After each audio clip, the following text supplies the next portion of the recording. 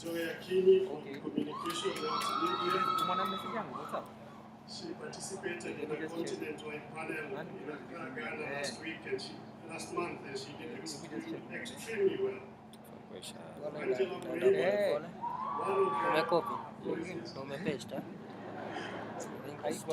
she has been one of the most active students, helping organize many activities, even chaired the Riara University Independent Electoral Commission, held very free and fair elections. So hizi namba zote zitaenda huko. Hizi achana sasa. Alafu tutachukua details, tutachukua details. Swad Osman, enjoy Doreen Manyika. These ladies, they pioneered the RU ladies soccer team, and before COVID, they were due for a major promotion in the league. Chris Otondi Kengera from School of Business, despite what many would consider a physical handicap, has really been amazing, participating in many competitions, including a global hackathon or BTEduHack in 2019. I could name many others, Aisha, Michelle, Basil, Okech, W, but please know that I truly celebrate you guys today. I would request all the congregation to please help me once again applaud these outstanding graduates in the course today. Mr. Chancellor, sir, Riara boasts very good employability rates. The last tracer study we did showed that about 93% of our graduates have something to do within 1 year of study, with 85% being placed within 6 months and 50% before graduation. That was before COVID. We are doing another tracer study right now to see where our students are. We have many notable alumni. One of the most closer home is our MC today, Ms. Edith Jagi. Where is Edith? Let's celebrate Edith. Edith has become a serial entrepreneur, and her companies currently employ, I think, over 100,000 people so far. And she is still accepted to come and MC for us today. That's the spirit of RU. We've had many graduates, like last month we had Samuel Chalo, who graduated here in 2017 or 18. He just graduated last month from Harvard Law School with his master's. And another student also graduated from Harvard last year. Just last week, Crispin Marvin from law school just graduated with a Master of Laws in Oil and Gas from the University of Dundee in the UK. Others here, Collins, Karagania, many others are doing fantastic things out there. At Riara University, we also espouse really deeply the culture of volunteership and community service. And we've had students talk about community service. Not just as a requirement for graduation, but also as a lifestyle to connect us with what is happening in society. And just to give an example, for this graduation, we needed some volunteers. We needed about 35 of them. We set up a call, and I think within 2 days we had close to 90 students who wanted to volunteer to serve freely in this graduation. So for parents and guests looking for wonderful souls, please look at our volunteers today and please smile at them when you pass by them. Let's appreciate all our volunteers today. So for all of you graduating today, please join the Alumni Association. There will be many opportunities to network. Are we live? Jobs, Yeah. mentorship. Are we live? Yeah. Which YouTube are you using? Our YouTube? As we say, Sanlo. RU, I am RU. We are Sanlo. RU forever. I wish to recognize your faculty who have worked the journey with these graduates. Let's start to use child photography. Also had to Let's start to adjust use very child quickly to photography. methods they were never Kwani umeamua but I wanted Sanlo. Sanlo imetuisha verification. Sanlo inaisha verification ndio tuende These live. faculty members feel totally appreciated. You this is Sanlo. This is not child photography. For allowing with us the last 12 months, including the Kenya National Innovation Agency. Last year we partnered to the Kenya Innovation Week. And we had again all 30 students who volunteered at the Kenya Innovation Week with Dr. Mwansa. We've had regulators, CUE, CLE, TSC. We've also had partnerships with various embassies, including the Embassy of Israel, the Embassy of pia Nakuru kuna LD. Triple OK, Law Advocates, thank you so much. Open University UK, Ashoka East Africa, Change School London, Pasga, we have These energy guys. You know, they have energy team are there. partnership called the Education Collaborative of student-led universities across Africa. Now they are the ones that were Yes, abroad. we have a number of them joining us virtually So, today. unless it just That's, gets I'm sure I knew hapa kwa budget hizi kosa. Kepler University Rwanda, Boffa University Botswana, among many others. We have Tumtafutie partnerships in Germany, Nairobi University of Applied Sciences, in the US, University of Central Arkansas, in Canada, Sheridan College, let me tafutie hizi hapa. Griffith College in Ireland.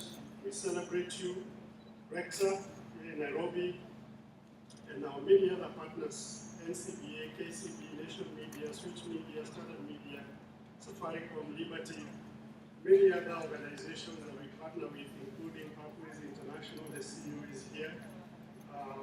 We have Tilbera Consulting, Elimu Holdings, Tech Kids Africa, Queto Student Residencies, many others. Let's celebrate all our partners who have worked with these wonderful, wonderful graduates today, including Nation Media Group, who we have the chairman as our chancellor for Riara University.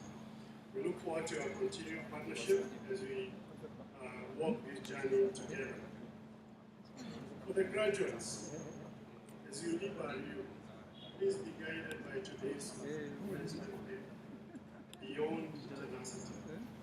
Whether you be job hunting, whether you have a job already, for those of you who understand French, or for those who don't understand, it means use the power of education to conquer the world.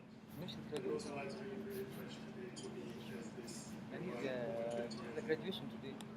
And Yeah, in fact, my daughter graduated. Journey and whatever I've been able to achieve to where I am today, and I still have great ambitions.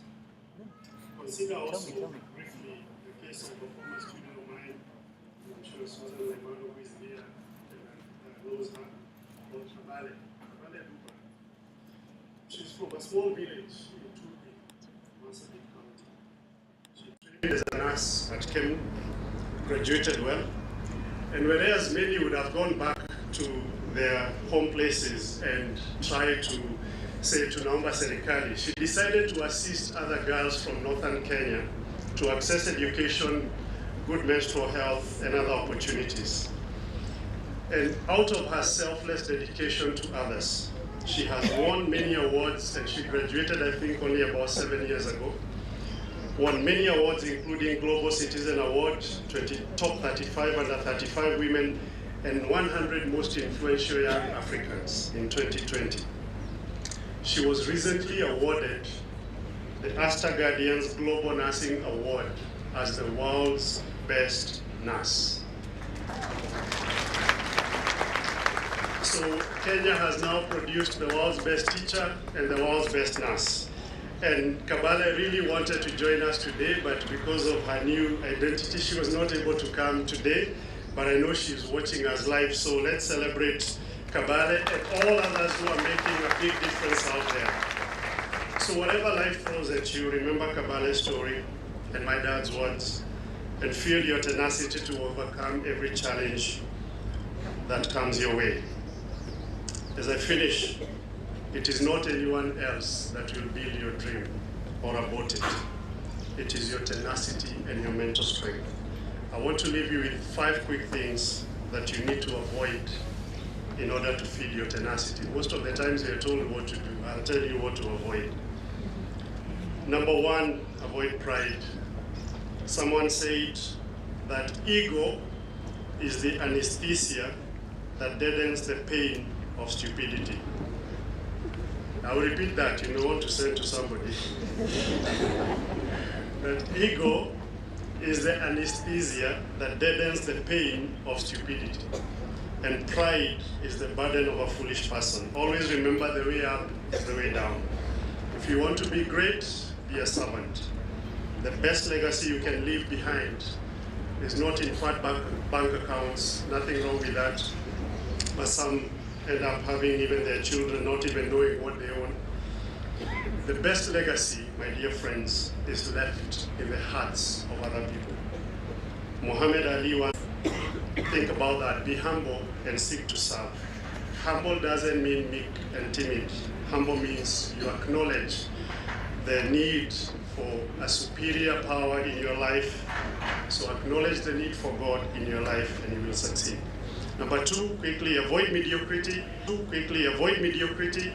And instead seek excellence as a habit. Read a lot, learn and unlearn daily, because God is not in the business of blessing mediocrity. Number three, avoid laziness.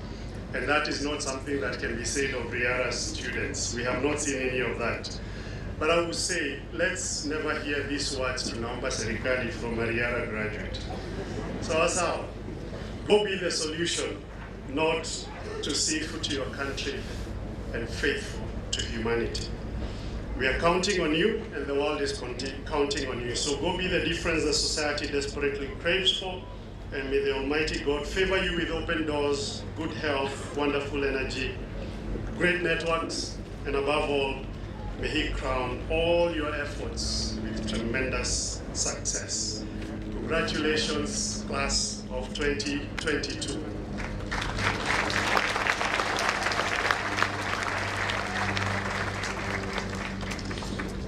Mr. Chancellor, sir, before I invite you to make your remarks, please allow me to invite special guests of Riara University. As I mentioned, we have many partnerships, but I'll invite just one for the purposes of advices both from your parents and from the Riara University. So I will certainly not use the 3 minutes that I have to give you any more of this. But what I would like to do is to share with you some of the, in bullets, the state of mind of the Israeli young people. Our graduates are usually around 5 when they graduate. It's 18 we finish school, and then 3 years of army, seeing a bit of the world. A few remarks. One about failing and failure. Approximately a year ago, I visited a very successful innovation park in Israel and asked the CEO, how do you decide in what first to do it? It's not an excuse not to do it.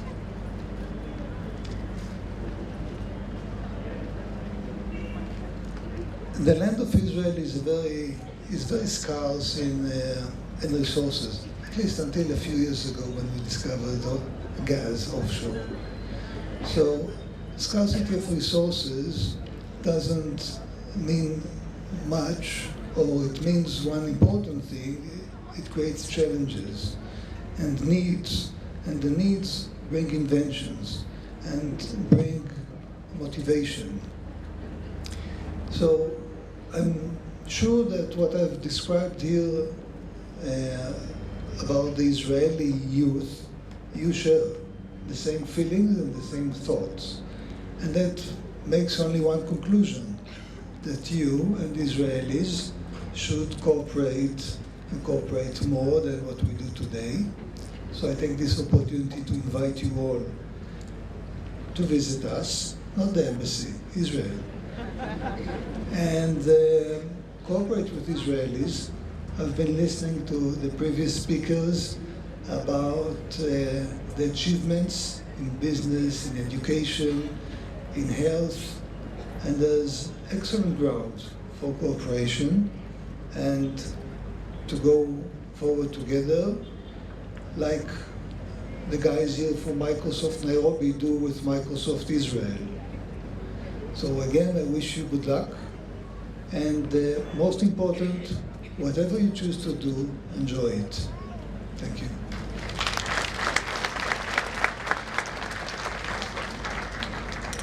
Thank you very much, Your Excellency, for those very kind words.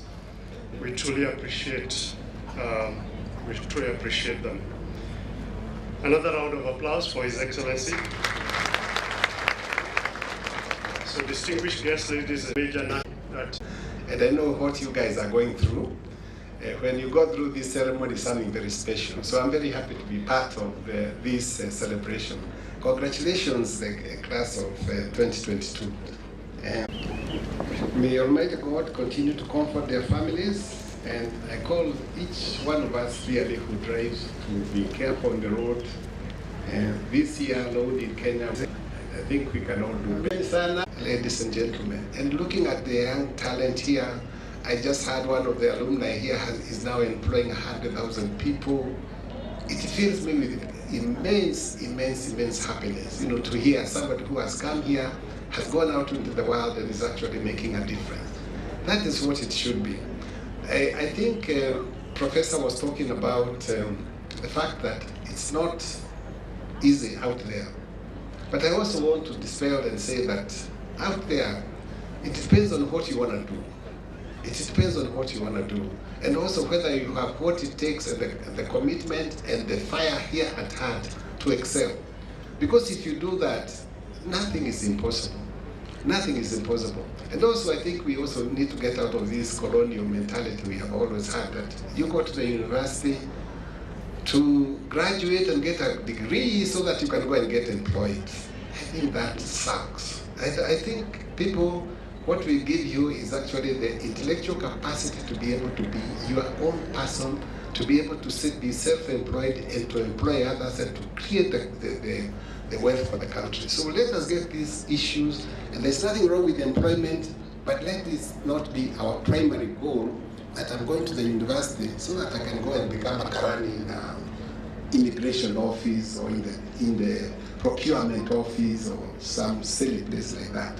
So I think what I'm trying to say, maybe controversial, is when innovate and when adapt, yeah, and when we also look at entrepreneurship, there is nothing you can do. Because a job involves actually two things. One is having an idea on what you want to do. Secondly, is trying to find a solution to somebody and something. Because any job that you have has those two components of being able to sort out a certain problem for a certain person. And I think if you think deep enough, you'll see where do those two intersect and see what is it that you can do to be able to provide something with a service that they need. And when you do that, in fact, money will follow like through. And because that's what we talk about, entrepreneurship and innovation at its simplest. One thing, before I sit, I would like to talk about the faculty, is that I'm very impressed by the academic excellence that Riara University has been able to achieve. But I just want to tell them that let us not just teach the students for the sake of just achieving academic excellence, but also to mentor and tutor them to be men and women of integrity. Men and women of integrity and of people with high moral values. This may sound like an old man's talk, but when you consider that you graduates are going to be leaders in diverse sectors in the economy and in the society, it is important that you be the kind of leaders that this country can rely on. You know that President Kenyatta, the other day, I think he said, Kenya loses 2 billion Kenya shillings every day through corruption. If you do maths, that's more than 700 billion Kenyan shillings. This is something I'm very passionate about, because our country is not going to get anywhere until and unless we deal with corruption. My generation, and that before me, I'm sorry to say, we have failed as a society, because it is our generation that has helped the corruption and immorality to take root and to be institutionalized in our society. And this is a shame. We are also the generation through, when you talk about the progress and everything else, that have done the greatest harm to our environment. This is our generation. Please, young men and women, restore our environment, restore our moral fabric, restore our values as a society. Because us, as a generation, our generation has not done a very good thing. Our planet Earth is already suffering from the effects of environmental destruction and air pollution, which have accelerated global warming and climate change. Mother Nature is ailing. Mother Nature is ailing also from extensive deforestation. In our country, we are already experiencing these devastating consequences of climate change: droughts, floods, and now the order of the day, and now famine. We have more than 2 million people in Kenya today who are starving, without food on the table. I don't think any of you have ever gone on a single day without a meal. I have. So I know what it is to go hungry without food. We mustn't let this happen. I remember talking to one of the former ambassadors from Israel about 10 years ago. And he said, it's such a pity that Kenya can still talk about starvation and famine when we are endowed with such good land. If you go to Israel, there is nothing to talk about because their land is barren, it's very small, they don't have resources, as the ambassador has acknowledged here. But look at them, they are food sufficient. But here with all these tracts of land, we are still saying, saidia serikali, serikali saidia. I mean, we should bow our heads in shame for getting our